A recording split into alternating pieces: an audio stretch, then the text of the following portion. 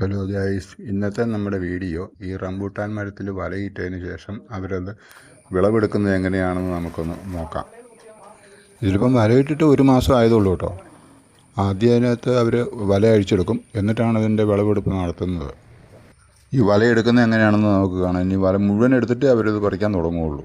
ഇപ്രാവശ്യം എനിക്ക് കായും കുറവാണ്, പിന്നെ വിലയും എടുപ്പാണെന്നാണ് അവർ പറഞ്ഞത്. ഉണ്ടായതിൻ്റെ പകുതിയും പൊഴിഞ്ഞു പോയി കേട്ടോ. ഇതിപ്പോൾ കണ്ടോ, അവർ ആ വല എങ്ങനെ മുഴുവൻ വലിച്ചിങ്ങനെ എടുക്കുകയാണ്. ഇട്ടപ്പോൾ ഇത് ഭയങ്കര പാടായിരുന്നു, പക്ഷേ ഇപ്പം നിസ്സാരമായിട്ട് വലിച്ചെടുക്കാം. ഇപ്രാവശ്യം വിളവ് കുറയാൻ പ്രധാന കാരണം എന്നാന്ന് വെച്ച് കഴിഞ്ഞാൽ ഞാൻ കഴിഞ്ഞ പോലെ ഇത് ഷേപ്പ് ചെയ്തു. ഈ മുറ്റത്തായതുകൊണ്ട് കണ്ടമാനം ഇങ്ങനെ താന്ന് കിടന്ന കമ്പുകളൊക്കെ അതെല്ലാം ഞാൻ കോന്തിക്കളഞ്ഞു. പിന്നെ അത് കഴിഞ്ഞ് മൊത്തത്തിലൊന്ന് ഷേപ്പ് ചെയ്ത് എടുത്തു. അത് കഴിഞ്ഞ് തളുത്ത് വന്നതൊക്കെ ഇച്ചിരി താമസിച്ചാണ്. അപ്പോൾ അങ്ങനെ കുറേ കമ്പുകൾ ഇപ്പോൾ പൂക്കാതെ ഉണ്ട്. ഇതുകൊണ്ട് ആദ്യം പറിക്കുന്ന ഭാഗത്ത് ഇതുപോലെ വല വലിച്ചു കെട്ടും, എന്നിട്ടാണ് അതിനകത്തോട്ട് പറിച്ചിടുന്നത്. ഈ മുറ്റത്ത് വീണ് കഴിഞ്ഞാൽ ഇത് പൊട്ടിക്കഴിഞ്ഞാൽ ഇതിന് കേടാവും. അതുകൊണ്ടായിരിക്കും. ഇതുണ്ട്, ഇതാണ് നല്ലോണം പഴുത്ത് വയ്ക്കുക. ഇതാണ് പഴുപ്പ് നല്ലോണം പഴുത്തു. ഇവർ താമസിച്ചു. അതിനാന്ന് വെച്ച് കഴിഞ്ഞാൽ മഴ കാരണമായിരുന്നു അവർ വരാൻ താമസിച്ചതെന്നാണ് പറഞ്ഞത്. അതുകൊണ്ട് ഇനിയിപ്പോൾ ഈ വർഷം ഷേപ്പ് ചെയ്യുന്നില്ല കേട്ടോ. കാരണം വണ്ടിയൊക്കെ കയറി പോരും, കുഴപ്പമൊന്നുമില്ല. കമ്പങ്ങ് ഒത്തിരി താഴോട്ടില്ല. ആകപ്പാടെ ഒരു കുറച്ചൊക്കെ ഒന്ന് ഒതുക്കി വിട്ടാൽ മതി. കണ്ടമാനം വെട്ടാനില്ല. കഴിഞ്ഞ പോലെ കണ്ടമാനം വെട്ടി, അതാ പറ്റിപ്പോയത്. ഇത് കണ്ടില്ലേ, ഇവിടെ ഒന്നും കായില്ല, ആ തളപ്പ് മാത്രമേ ഉള്ളൂ. ആ പൊക്കത്തിലത്തെ 2-3 കമ്പ്, പിന്നെ അങ്ങേ സൈഡിലും കുറച്ചുണ്ട്. അത്രയൊക്കെ ഉള്ളൂ. ഇതുണ്ടോ, കാണാതെ നിങ്ങൾക്ക് കാണാം. ഉണ്ടോ, അവിടെയൊന്നും കായില്ല. കുറേ ഭാഗത്ത് കായില്ലാതെയുണ്ട്. ഇത് ഇങ്ങനെയാണ് പറിച്ചിടുന്നത്. അടുത്ത വല അങ്ങാപ്പുറം കെട്ടിയിട്ടുണ്ട്. അപ്പോൾ അതിന് അങ്ങാപ്പുറത്തെ പോയി പറിക്കും. ഇങ്ങനെയാണ് അവർ പറിക്കുന്നത്. ഇന്നിപ്പോൾ ഈ ഒരു മരത്തേലേ പറിക്കുന്നുള്ളൂ. ഇതിനിപ്പോൾ ഒരു 10 വർഷത്തെ പ്രായമുണ്ട്. പിന്നെ ഒരെണ്ണമുള്ള ഒരു 5 വർഷമായുള്ളൂ. അതിൽ പഴുത്ത് വരുന്നുള്ളൂ, നല്ലോണം പഴുത്തില്ല. ഇപ്പോൾ ഒത്തിരി ആളുകൾ ഇത് കൃഷി ചെയ്യുന്നുണ്ട് കേട്ടോ. റബ്ബറൊക്കെ കളഞ്ഞിട്ട് കൃഷി ചെയ്യുന്ന ആൾക്കാരുമുണ്ട്. ഇത് നോക്കിയിട്ട് വലിയ കുഴപ്പമൊന്നുമില്ല. കാരണം എന്ന് വെച്ചാൽ സീസണിൽ ന്യായമായ വിലയൊക്കെ കിട്ടുവാണെങ്കിൽ കുഴപ്പമില്ല, വലിയ ബുദ്ധിമുട്ടൊന്നുമില്ല. പിന്നെ ഇതാണ് ഒരു പ്രശ്നം, വിളവെടുപ്പ് സമയത്ത് വിലയില്ലാതെ വന്നു കഴിഞ്ഞാൽ പണി കിട്ടും. നമ്മുടെ നാട്ടിൻപുറത്തെ കടകളിലൊന്നും ഇത് അങ്ങനെ വിറ്റ് പോവുകയില്ല. അതാണ് ഒന്നാമത്തെ ഒരു പ്രശ്നം. രണ്ടാമതെന്ന് വെച്ചാൽ കടക്കാർക്ക് എടുക്കാനും മടിയാണ്. കാരണം ഇതൊരു 2 അല്ലെങ്കിൽ 3 ദിവസം അങ്ങേയറ്റം ഈ സാധനം ഇരിക്കുകയുള്ളൂ. അതാണ്, അല്ലെങ്കിൽ കേടായി. എന്തായാലും വലയിട്ട് സംരക്ഷിച്ചാൽ മാത്രമേ നമുക്ക് ഇതിനകത്ത് നിന്ന് ന്യായമായ വിളവ് കിട്ടുകയുള്ളൂ. ഇങ്ങനെയുള്ളവരുള്ളതുകൊണ്ടാണ് നമുക്കിത് എളുപ്പം. അല്ലെങ്കിൽ നമ്മളിതൊന്നും വലയിട്ടൊന്നും ശരിയാക്കാൻ പറ്റുകയല്ലോ. ഇനി അതിങ്ങനെ കൊട്ടയ്ക്കകത്തോട്ട് വാരി എടുത്തിട്ട് അതിനകത്ത് അവരുടെ പെട്ടിക്കകത്തോട്ട് എടുത്തിടുകയാണ് വേണ്ട. ഇനി അത് ഇവിടുത്തെ പറിച്ച് കഴിഞ്ഞു. ഇനി ഈ വലയ്ക്കകത്ത് വാരി എടുത്തിട്ട് ഈ വല ഇനി അപ്പുറേ കൊണ്ട് കെട്ടും, വേറെ അടുത്ത സ്ഥലത്ത് കൊണ്ട് കെട്ടും. എന്നിട്ട് അവിടുത്തെ പറിക്കും. ഈ മൂപ്പെത്തി ഇതിനൊരു മഞ്ഞ നിറം വീഴുമ്പോഴത്തേനുണ്ടല്ലോ, അണ്ണാനായിട്ടും തത്തയായിട്ടും വാവലായിട്ടും ഇങ്ങനെ വന്ന് ഇതെല്ലാം നശിപ്പിക്കും. അതാണൊരു വലിയൊരു ദോഷം. അതിനെ പ്രതിരോധിക്കാൻ ഈ വല മാത്രമേ പറ്റുള്ളൂ. വലയിട്ട് കഴിഞ്ഞാൽ പിന്നെ പ്രശ്നമില്ല. പിന്നെ ഇതിന് നല്ല സൂര്യപ്രകാശം വേണം കേട്ടോ. ഈ കണ്ടമാനം മരത്തിൻ്റെയൊക്കെ ഇടയ്ക്ക് നിൽക്കുന്നതിൽ കാപിടുത്തം കുറവായിരിക്കും. അങ്ങനെ പല ആളുകളും പറയുന്നുണ്ട്. ഈ വെളിച്ചമുള്ളിടത്ത് ഇത് നല്ലോണം കായുണ്ടാവും. മൊത്തത്തിൽ പറഞ്ഞു കഴിഞ്ഞാൽ ഉണ്ടല്ലോ, വലിയ അലച്ചിലില്ലാത്തൊരു കൃഷി ആണിത്. വലിയ ബുദ്ധിമുട്ടൊന്നുമില്ല. കാരണം എന്താണെന്ന് വെച്ച് കഴിഞ്ഞാൽ ഒത്തിരി നോട്ടമൊന്നുമില്ല ഇതിന്, പ്രത്യേകിച്ച് ഒരു നോട്ടവും ഇല്ല. ആകപ്പാടെ ഇത് വിളവെടുത്ത് കഴിയുമ്പം വേണമെങ്കിൽ ആ മഴക്കാലത്ത് കുറച്ച് പച്ചച്ചാണകം കലക്കി ഒഴിച്ച് കഴിഞ്ഞാൽ നല്ലതാണ്. പിന്നെ ചിലർ പറയുന്നുണ്ട് വളമൊക്കെ ഇട്ട് കൊടുത്താൽ നല്ലതാണെന്നുള്ളതാണ്. മഴക്കാലത്തെ ഇടാവുള്ളൂ, അല്ലെങ്കിൽ കുഴപ്പമായിരിക്കും. ഞാൻ ഇട്ട് നോക്കിയിട്ടില്ല ഇതുവരെ. ഞാൻ ചാണകവെള്ളം കലക്കി ഒഴിക്കാറുണ്ട്, അതേ ഉള്ളൂ, വേറെ ഒന്നും ചെയ്യാറില്ല. ഇപ്രാവശ്യം വിളവും കുറവാണ്, ഉള്ള കായ്ക്ക് വലുപ്പവും കുറവാണെന്നാണ് ഇതാണ് ഇവർ പറഞ്ഞത്. അങ്ങനെ ഇവർ ഇതുപോലത്തെ പെട്ടിക്കകത്താക്കിയാണ് ഇവിടുന്ന് കൊണ്ടുവന്നത്. ഇവർ വേറെ എങ്ങാണ്ടൊക്കെ പറിച്ചു വെച്ചിട്ട് ഇവിടെ വന്നപ്പോഴത്തേന് 3 മണിയൊക്കെ ആയി വന്നപ്പോൾ. ഇപ്പോൾ സന്ധ്യയാകും, ഏതായാലും സന്ധ്യയാകും നല്ലോണം. കഴിഞ്ഞ പ്രാവശ്യവും ഇവർ വന്നപ്പം ഇതുപോലെ രാത്രിയിലാണ് ഇവർ പോയത്.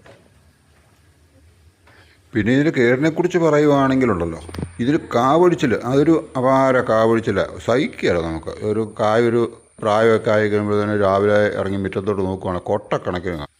അത് പിന്നെ എല്ലാവരും നേരിടുന്നൊരു പ്രശ്നം കേട്ടോ. എനിക്ക് മാത്രമല്ല, എല്ലാവർക്കും അത് തന്നെയാണ്. മറ്റ് വലിയ കേടുകളും കാര്യങ്ങളും ഒന്നും ഇല്ല. പിന്നെ വല്ല കാലാവസ്ഥയുടെ കുഴപ്പങ്ങളെങ്ങാനും വല്ല കേടുകളൊക്കെ വന്നാലേ ഉള്ളൂ. അതൊക്കെ സഹിക്കാവുന്ന കാര്യമുള്ളൂ.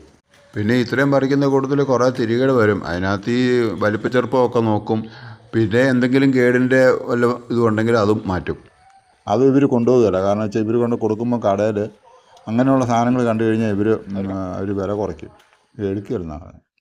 എന്തെങ്കിലും ഒരു കാരണം നോക്കിയിരിക്കരുത്. ഇങ്ങനെയാണ് അവർ ഇതുപോലത്തെ പെട്ടിക്കകത്താണ് പറിച്ചു വെക്കുന്നത്. ഇപ്പോൾ രാത്രിയായി, ഞാൻ പറഞ്ഞില്ലേ രാത്രിയായി. ഇനിയിപ്പോൾ മഴയും പെയ്തു വൈകുന്നേരമായപ്പോൾ. ഇനിയിപ്പോൾ ഈ ഇരട്ടത് കാണും, അതെല്ലാം ബാക്കി ക്ലിയർ ചെയ്ത് നല്ലത് നോക്കി തിരഞ്ഞെടുക്കാനും മറ്റു ഇത് എടുക്കാനും ഒക്കെ. നല്ലോണം ഇരുട്ടി, എന്നാ ചെയ്യാൻ. അതിനിടയ്ക്ക് മഴയും പെയ്തു, അതാ പറ്റിയത്.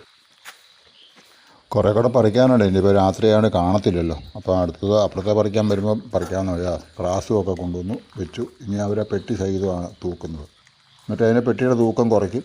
അങ്ങനെയാണ് അവർ കണക്ക് കൂട്ടുന്നത്. ഇവരിത് പെട്ടിക്കകത്ത് തൂക്കിയെടുക്കുമ്പോൾ എല്ലാത്തിനകത്ത് ഒരേ തൂക്കമായിരിക്കും. അങ്ങനെയാണ് അവർ കൊണ്ടുപോകുന്നത്. പിന്നെ പെട്ടി നിറച്ച് വെച്ചാലേ ഇതിൻ്റെ മുകളിൽ അടുത്ത പെട്ടി വെക്കുമ്പം അത് അമങ്ങിപ്പോകല്ലേ, അങ്ങനെയും കാണും. എന്തായാലും ഒരു കാര്യമുണ്ട് കേട്ടോ, ഈ പഴം ഇഷ്ടമില്ലാത്തവരായിട്ട് ആരുമില്ല. എല്ലാവർക്കും വളരെ ഇഷ്ടപ്പെട്ട ഒരു പഴമാണ്. അതുകൊണ്ട് തന്നെ പല വീടുകളിലും ഒരു ചെടിയെങ്കിലും വെച്ച് പിടിപ്പിക്കാറുമുണ്ട് ഇപ്പോൾ. പിന്നെ ഒത്തിരി പുതിയ പുതിയ ഇനങ്ങളൊക്കെ ഇറങ്ങിയിട്ടുണ്ട്. ഇത് വെച്ച് കഴിഞ്ഞാൽ 3-ാമത്തെ വർഷം തൊട്ട് കായ്ക്കാൻ തുടങ്ങും. അത് ചെടി മൂക്കും തോറും അല്ലെങ്കിൽ ചെടിക്ക് പ്രായം കൂടും തോറും കായ നല്ലോണം ഉണ്ടാവും. അങ്ങനെയൊക്കെയാണ് കാണുന്നത്. ഒത്തിരി പേര് വെച്ചിട്ടുണ്ട്. ഇപ്പോൾ എനിക്കിവിടെ ഞങ്ങളുടെ അടുത്ത് തന്നെ ഒരാൾ വെച്ചിട്ടുണ്ട്. അത് 3 വർഷം ആയതുള്ളൂ. ഈ 30 കായുണ്ട്. നിറച്ച് കായല്ല, എങ്കിലും കായ്ച്ചിട്ടുണ്ട്, കുറേ കായുണ്ട്. അപ്പോൾ അത് ഞാൻ പറഞ്ഞു 3 വർഷം കൊണ്ട് കായ്ക്കും. അല്ലെങ്കിൽ പിന്നെ നമ്മൾ ഒത്തിരി നാൾ നോക്കിയിരിക്കണ്ട. അതുകൊണ്ട് വളരെ പെട്ടെന്ന് ആദായം എടുക്കാൻ പറ്റും. റബ്ബറാണെങ്കിൽ 6 വർഷം വേണ്ട, 6-7 കൊല്ലം വേണ്ട. ഇതാണ് അത്രയൊന്നും വേണ്ട.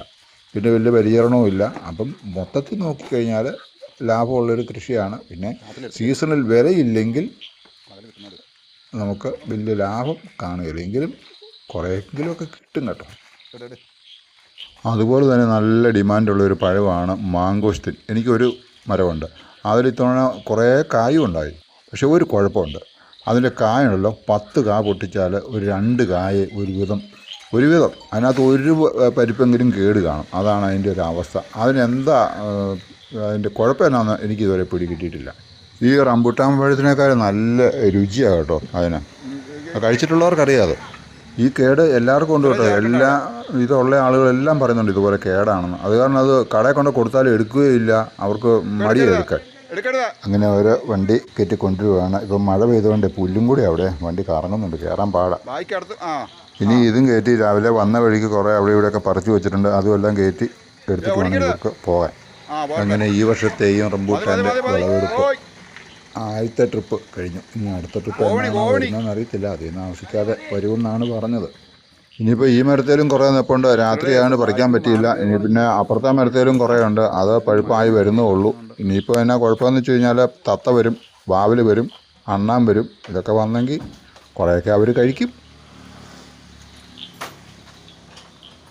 അപ്പോൾ ഞങ്ങളുടെ ഇങ്ങനെയുള്ള വീഡിയോകളൊക്കെയാണ്. എല്ലാവരുമൊക്കെ ഒന്ന് കണ്ട് സപ്പോർട്ട് ചെയ്ത് ഇങ്ങനെയുള്ള കൃഷികളൊക്കെ ചെയ്യാൻ പറ്റുന്നവരുണ്ടെങ്കിൽ ചെയ്യാമെന്നാണ് എനിക്ക് പറയാനുള്ളത്. അത്യാവശ്യം ഒരു മരമെങ്കിലുമൊക്കെ വെച്ച് പിടിപ്പിക്കുക. അവനവൻ്റെ കുട്ടികൾക്കോ ഒക്കെ കഴിക്കാമല്ലോ. അതുകൊണ്ടാണ്. എല്ലാ കൂട്ടവും നമ്മുടെ വീട്ടിൽ ഇടയുണ്ടെങ്കിൽ, സൗകര്യമൊക്കെ ഉണ്ടെങ്കിൽ, അല്ലാതെ പറ്റിയല്ലോ. അങ്ങനെ പെട്ടികളെല്ലാം ഓരോന്നോരോന്നോ വണ്ടിയിലോട്ട് കയറ്റാൻ തുടങ്ങി. ഇപ്പോൾ രാത്രി ആയതുകൊണ്ട് വീഡിയോയ്ക്കകത്താണ് ശരിക്കും കാണാൻ മേലല്ലേ. ഫ്രണ്ടിലുള്ള വെളിച്ചമൊക്കെ ഉള്ളൂ. ഉള്ള വെളിച്ചമൊക്കെ എത്രയേ ഉള്ളൂ. രാത്രി ആകണ്ടേ. കണ്ടോ, ഇതൊന്നും കാണത്തില്ലല്ലേ. ചെറുതായിട്ട് കാണാം. അവിടുത്തെ വണ്ടി കിടക്കുന്നിടത്ത് തിരിച്ച് വെളിച്ചമാണ്. അപ്പോൾ ഗൈസ്, ഞങ്ങളുടെ ചാനൽ സബ്സ്ക്രൈബ് ചെയ്യാത്തവർ സബ്സ്ക്രൈബ് ചെയ്ത് സപ്പോർട്ട് തരണേ. അതുപോലെ ഞങ്ങളുടെ വീഡിയോകളെല്ലാം കണ്ട് ഷെയർ ചെയ്ത് സപ്പോർട്ട് തരിക. അപ്പോൾ അവർ വെട്ടിയെല്ലാം കയറ്റി തീർന്നു. നമ്മുടെ വീഡിയോയും ഇവിടെ വെച്ച് അവസാനിപ്പിക്കുകയാണ്. അപ്പം വീണ്ടും ഒരിക്കൽ കൂടി എല്ലാവർക്കും ശുഭദിനം ആശംസിക്കുന്നു. Okay, bye bye.